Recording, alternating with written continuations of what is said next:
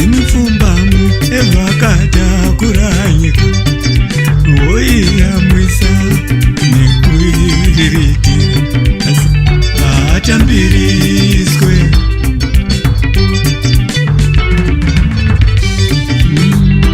babanda rwadziwa mwedzi mipfumbamwe evakatakura nyika voiyamwisa nekuriritira atambiriswe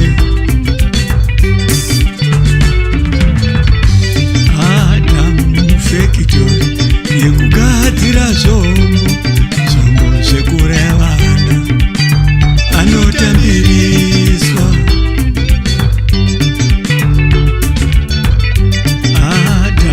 mufekitori yekugadzira zvombo zvekuraya vana anotambiriswa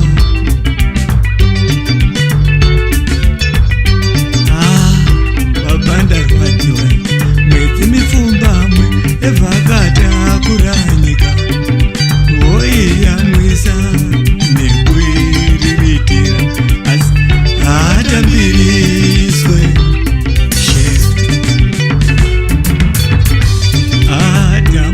mufekitori yekugadzira zvombo zvekuraya vana anotambiriswa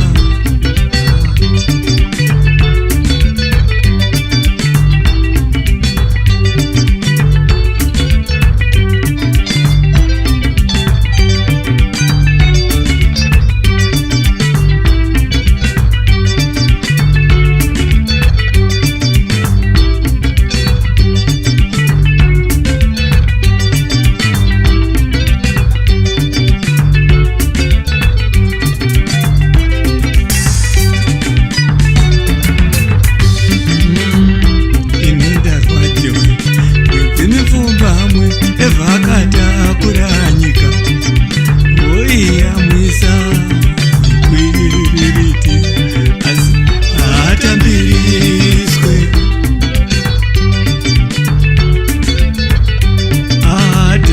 mufekitori yekugadzira zvombo zvekuraya vana anotambiriswa kuita weri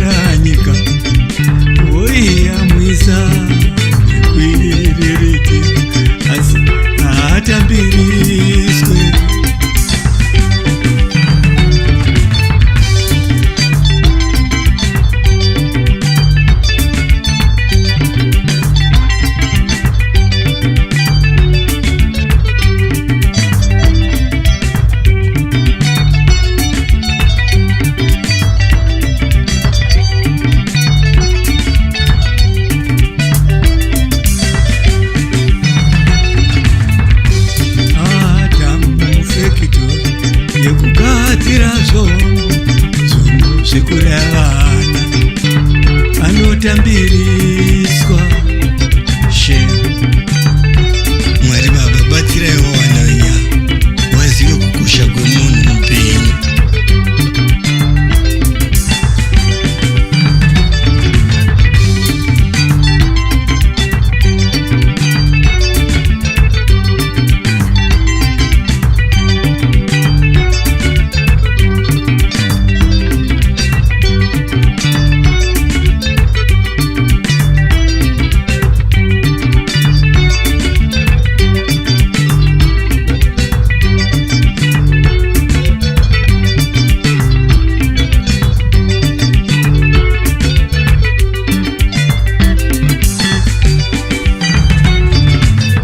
Denga Idzva Nenyika Itsva zvinoreva mafungiro matsva nemaonero matsva. Satani akafunga nekuona zvakakodzera kuti pave nemakambani anomirira wafa, funeral services. Asi haana kufunga nekuonawo zvakakodzera kuti pave nemakambani anomirirawo vana vazvarwa, death services.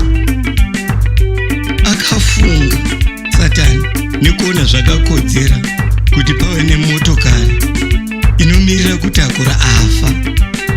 Asi haana kufunga nekuona kuti pave nemotokari inomirira kutakura vazvarwa, motokari inotakura varwere nevakuwara ndiyo inotakura Eva kuenda kunozvara. Ndarwadziwa. Saka kuzvara kurwara here? Kuzvara kukuwara here? Varume, Satani akafunga nekuona zvakakodzera kuti mwana achengetwe nekuriritirwa nevabereki wake chete.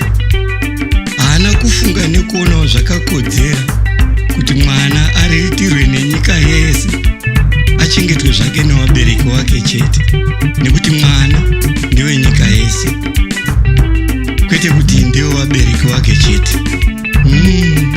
Ndarwadziwa. Satani akafunga nekuona zvakakodzera kuti munhu aite vana vashoma, family planning. Asi haana kufunga nekuonawo zvakakodzera kuti munhu angoitawo pfuma yakafanira, wealth planning. Munhuwo zvake anoita pfuma kukunda hurumende yenyika yese. Ndarwadziwa.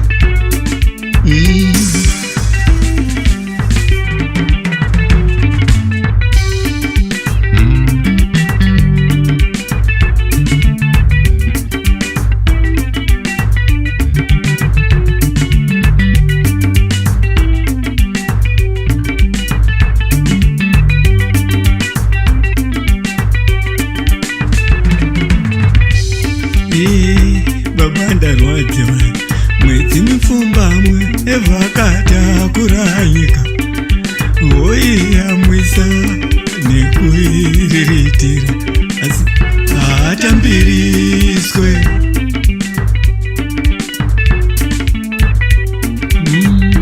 Baba ndarwadziwa. Mwedzi mipfumbamwe evakatakura nyika, voiyamwisa nekuiriritira, haatambiri.